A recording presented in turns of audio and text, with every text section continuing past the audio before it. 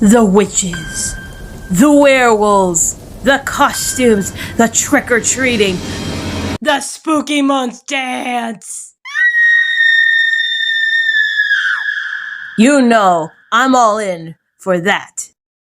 But sometimes, when I'm not planning on doing these things, I like to just sit back, drink some pumpkin spice coffee, while watching Tim Burton The Nightmare Before Christmas. But I never thought a sequel actually existed in book form. But when I found that out, holy shit, it sparked my interest so fast.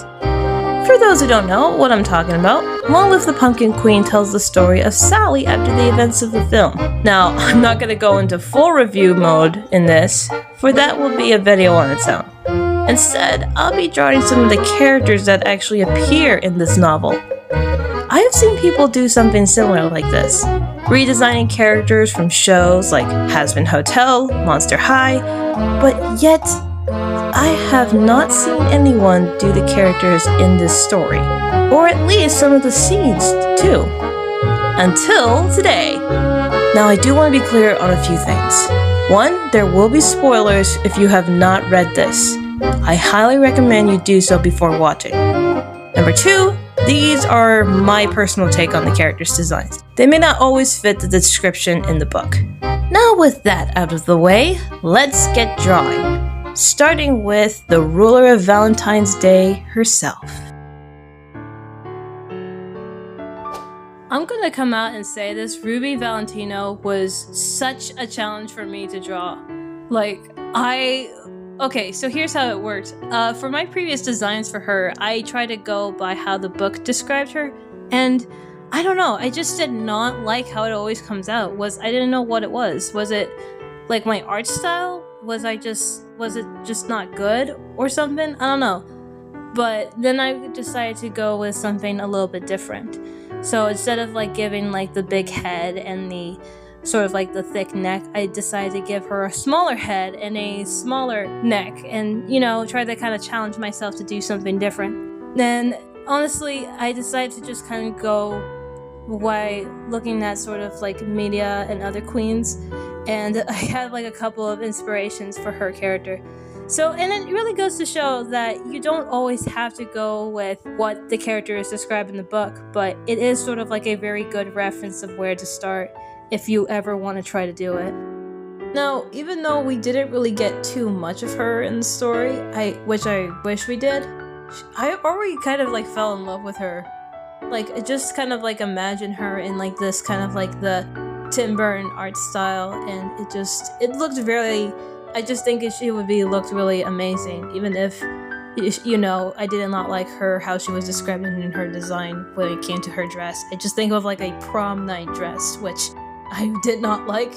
Now, when it came to sort of like going for her appearance, I was sort of inspired by the Witch of the North and mixed with Giselle from Enchanted, and a little bit of Yzma for her waist. I don't know. I just like that was just kind of funny, but it is what it is, and I just think like a small waist and a very skinny limbs just fit her character very well.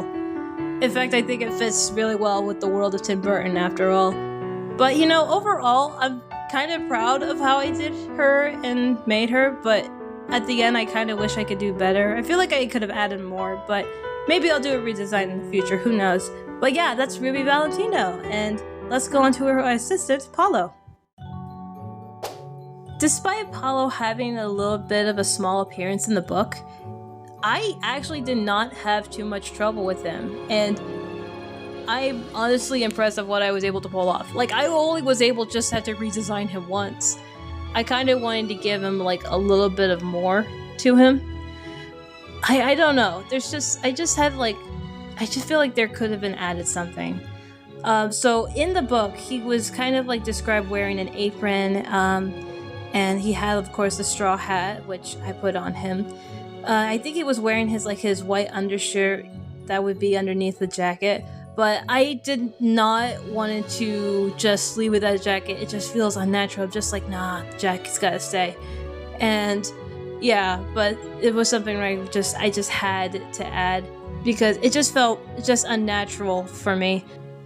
So the funny thing is, if you see that like that pointed hand up, which you'll probably see later, the funny thing is I actually had the thumb on the outside and the little like the fingers on the inside, which was a terrible idea. I was completely dyslexic at that moment, and I had to go back and fix them. It's just like, ah, fuck.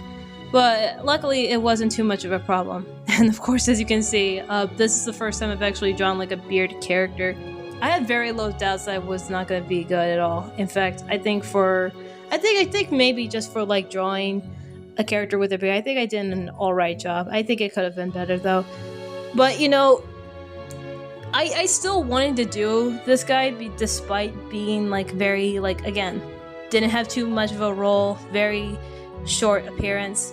But you know, even characters have like a different kind of interesting story to tell. Like, why do you think some of the characters in Halloween Town have really amazing designs? And heck, they could probably have their own movie or their own show. But yeah, that's, I think overall for his design in general, I had a lot of fun with it.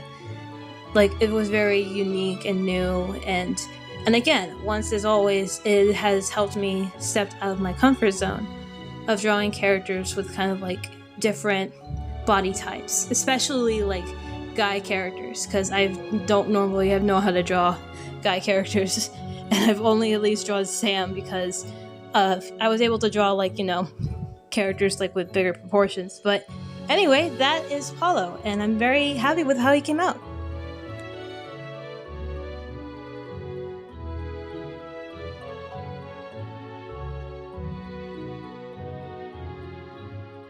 Oh, wow. You're actually still here if you made it to the entire video. Do you need a drink? Do you need to get some snacks? Well, anyway, thank you so much for watching and staying tuned for here. I just want to say I am planning on doing the other characters, but for now, I just need to rest up and try to come up with some ideas.